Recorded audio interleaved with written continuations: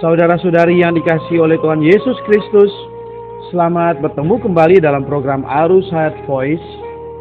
Di dalam kesempatan kali ini, saya akan menyampaikan firman Tuhan dengan judul Fungsi dan Larangan Minyak Urapan Majemuk. Pembacaan Alkitab kali ini kita ambil dari Keluaran pasal 30 ayat 26 sampai 30.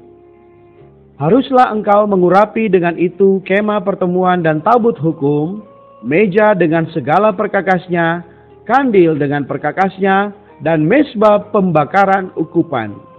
Mezbah kurban bakaran dengan segala perkakasnya, bejana pembasuhan dengan alasnya, haruslah kau kuduskan semuanya, sehingga menjadi maha kudus. Setiap orang yang kena kepadanya akan menjadi kudus. Engkau harus juga mengurapi dan menguduskan Harun dan anak-anaknya, supaya mereka memegang jabatan imam bagiku. Demikianlah firman Tuhan.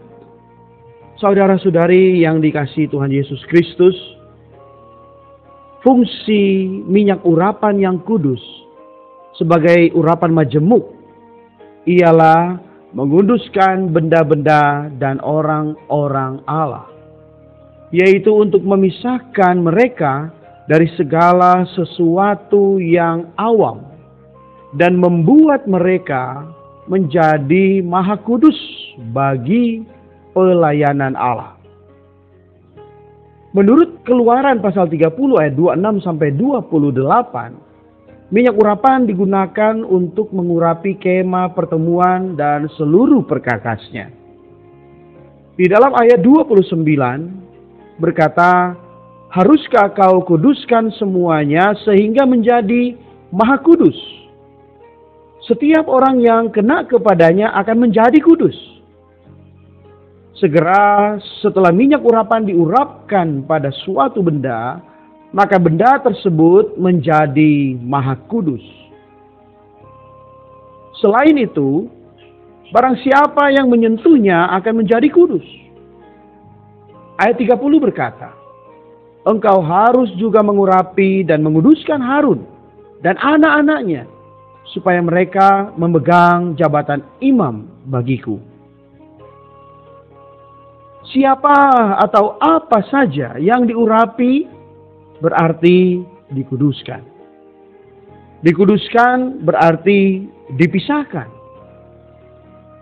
Urapan menjadi suatu tanda yang memisahkan mereka dari segala sesuatu yang umum. Keluaran pasal 30 ayat 31 berkata, dan kepada orang Israel haruslah kau katakan demikian. Inilah yang harus menjadi minyak urapan yang kudus bagiku turun-temurun.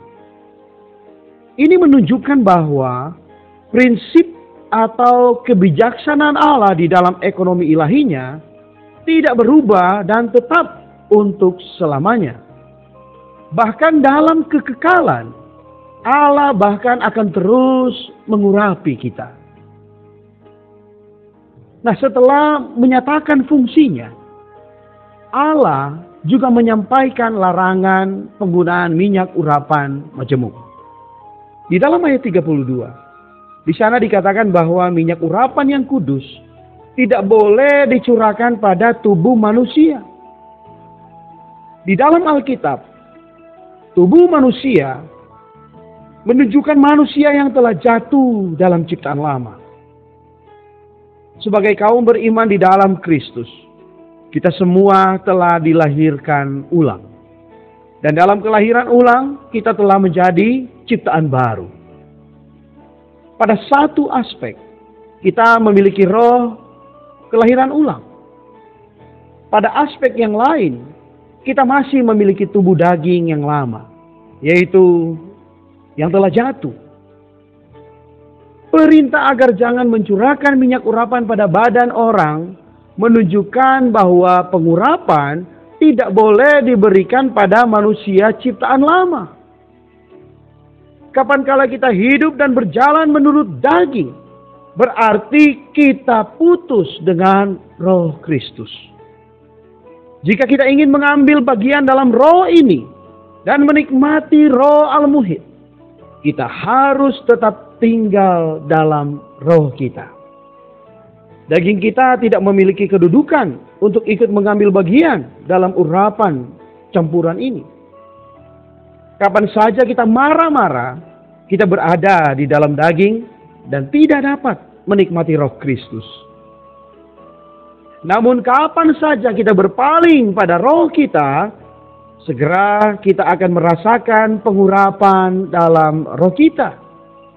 Anda akan menyadari bahwa kita sedang dicat dengan roh Kristus karena kita berada dalam ciptaan baru.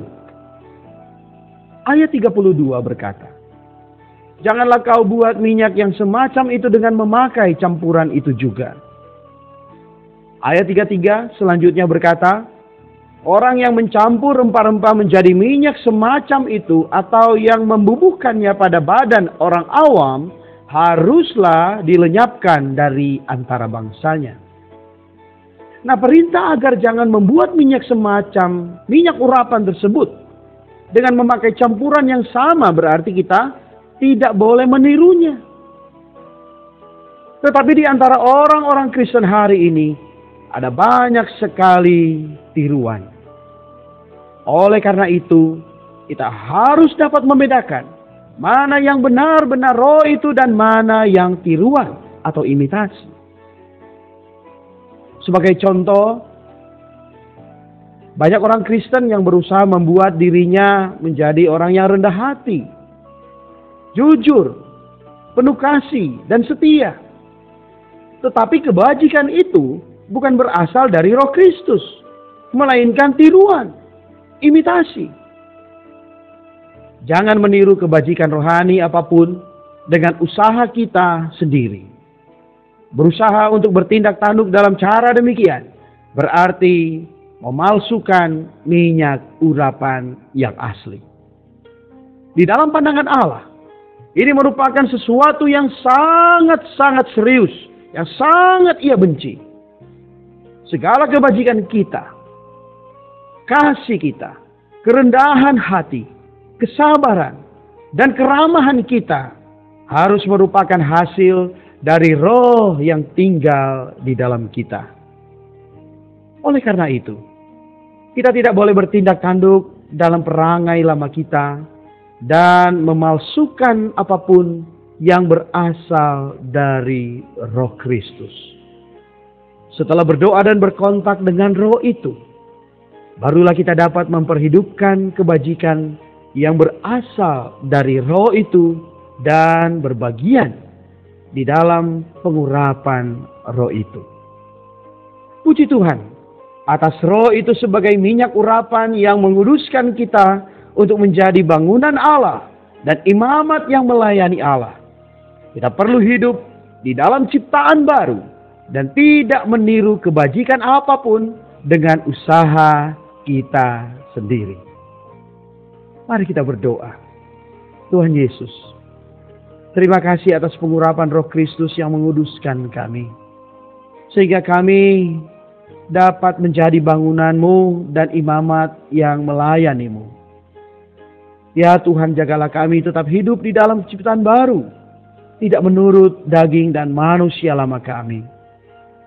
Kami tidak mau meniru dan memalsukan kebajikan-Mu dengan usaha kami sendiri. Terima kasih Tuhan.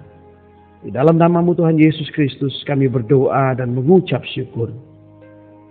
Amin. Demikianlah firman Tuhan. Sampai bertemu di kesempatan berikutnya. Kasih karunia-Nya menyertai kita sekalian.